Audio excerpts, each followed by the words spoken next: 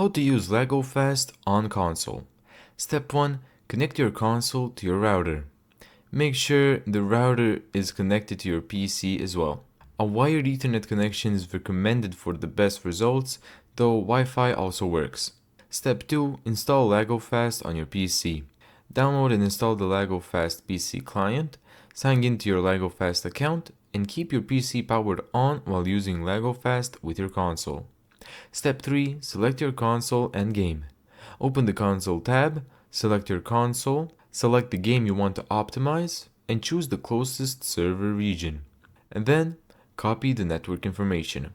LagoFast will display IP address, subnet mask, gateway, and DNS server. Step 5. Enter the settings on your console.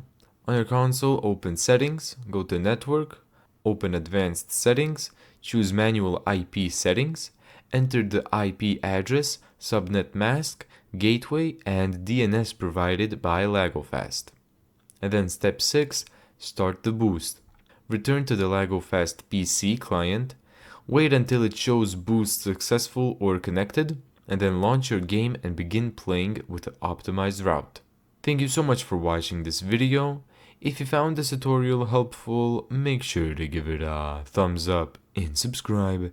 And as always, see you in the next video.